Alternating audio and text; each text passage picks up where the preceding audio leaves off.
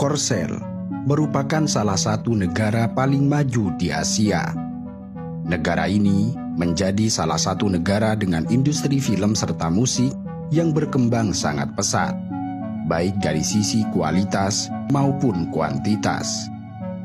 Selain itu, Korea Selatan juga menjadi negara eksportir produk manufaktur berteknologi tinggi seperti elektronik, otomotif, kapal, petrokimia, robot, dan lain sebagainya.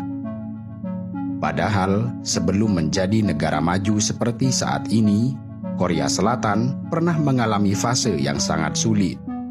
Negara ini pernah menyandang predikat sebagai negara miskin yang pernah dijajah oleh Jepang dan baru merdeka pada tahun 1945. Bahkan pada tahun 1960-an, negara ini memiliki produk domestik bruto per kapita yang hampir sama dengan Indonesia. Namun demikian, dalam kondisi yang terpuruk, Korea Selatan menerapkan serangkaian kebijakan reformasi ekonomi yang sangat baik. Mereka menggunakan utang secara produktif untuk membangun sumber daya manusia dan industri, di samping juga melakukan investasi besar-besaran di bidang pendidikan. Dengan kebijakan dan strategi yang efektif, Korea Selatan berhasil bangkit dari keterpurukan dan berhasil tumbuh menjadi ekonomi ke-11 yang terbesar di dunia, sehingga sebagian besar penduduk di negara ini dapat menikmati kehidupan yang sejahtera. Tetapi, kesejahteraan yang dirasakan oleh Korea Selatan tidak berlangsung dalam waktu yang cukup lama. Pada tahun 1997, ketika krisis mata uang baht di Thailand menjalar ke Korea Selatan, negara ini kembali berada dalam titik yang mengkhawatirkan. Pada tanggal 2 Juli tahun 1997, ketika Thailand mengubah sistem nilai tukar tetapnya yang berusia 13 tahun, harga baht Thailand menjadi turun di pasar valuta asing, yang kemudian berdampak pada munculnya krisis yang melanda Asia Timur.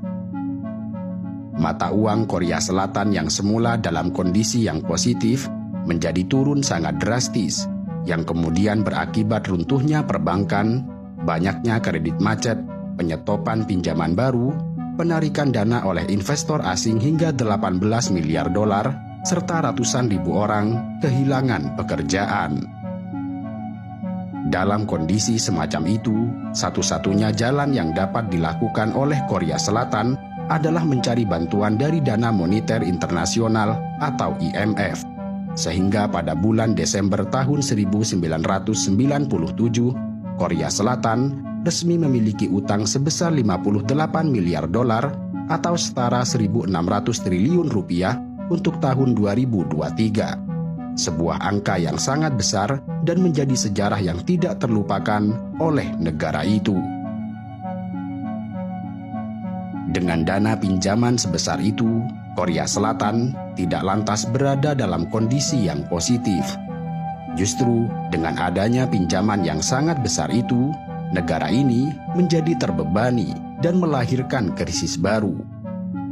Masyarakat Korea Selatan menyebut krisis ini sebagai krisis IMF. Beruntungnya, di tengah krisis pinjaman terhadap Bank Dunia ini, pemerintah Korea Selatan mengambil keputusan dan bertindak dengan cepat.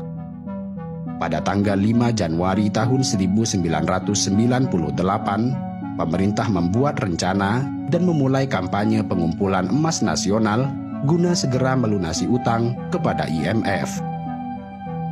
Kampanye pengumpulan emas nasional ini diumumkan pada tanggal 25 Desember tahun 1997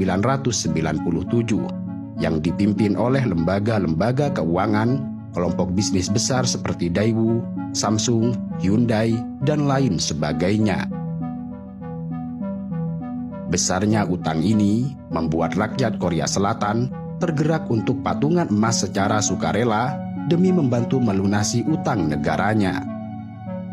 Terdapat sekitar 3,51 juta orang di Korea Selatan yang ikut berpartisipasi dalam kampanye ini, yang kemudian berhasil mengumpulkan sekitar 227 ton emas senilai sekitar 2,13 miliar dolar atau sekitar 219 triliun rupiah untuk harga emas 2023.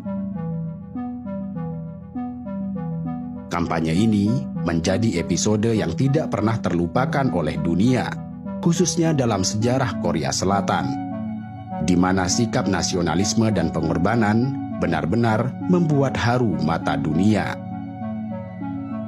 Saat itu, sejumlah masyarakat yang terdiri dari beragam profesi, mulai dari atlet, militer, pegawai bank, masyarakat biasa, dan lain sebagainya, mengumpulkan emas mereka dalam bentuk kalung, koin, batangan, pernak-pernik, patung, medali, liontin, lencana militer, dan banyak lagi. Peristiwa ini menjadi pemandangan yang luar biasa, di mana warga Korea Selatan mengantre selama berjam-jam untuk menyumbangkan emas mereka sebagai tanda dukungan untuk ekonomi mereka yang terpuruk. Ibu rumah tangga menyerahkan cincin kawin mereka, atlet menyumbangkan medali dan piala, sebagian lagi membagikan emas yang dijadikan jimat keberuntungan, hadiah tradisional, dan lain sebagainya. Kampanye ini bahkan melampaui harapan penyelenggara, dengan orang-orang di semua lini berkumpul dalam semangat pengorbanan. Bahkan, menurut penyelenggara kampanye, sekitar 10 ton emas hanya dikumpulkan dalam waktu 2 hari pertama. Aspek yang paling luar biasa dari kampanye pengumpulan emas ini tentu saja bukanlah jumlah yang terlibat, melainkan kesediaan rakyat Korea Selatan untuk melakukan pengorbanan pribadi demi membantu menyelamatkan ekonomi mereka. Direktur pelaksana IMF kala itu, yang baru saja menyelesaikan kunjungannya ke Korea Selatan, sangat tersentuh oleh kampanye tersebut dan menyebutnya sebagai peristiwa yang sangat mengagumkan. Pada akhir Februari tahun 1998, 5 lembaga keuangan yang terlibat dalam program pengumpulan emas ini berhenti mengumpulkan emas. Selama periode pengumpulan emas ini, terdapat 21.000 orang yang menyumbang 177 kg emas, dan sebanyak 1.735 orang menyumbang 131 kg emas dalam bentuk obligasi pemerintah. Diperkirakan rata-rata masyarakat menyumbang sekitar 65 gram emas atau sekitar 63 juta rupiah untuk setiap orang. Pada akhirnya, kampanye pengumpulan emas yang sangat luar biasa ini berhasil membayar utang kepada IMF sebesar 19,5 miliar dolar pada Agustus tahun 2001 atau 3 tahun lebih cepat dari jadwal yang seharusnya.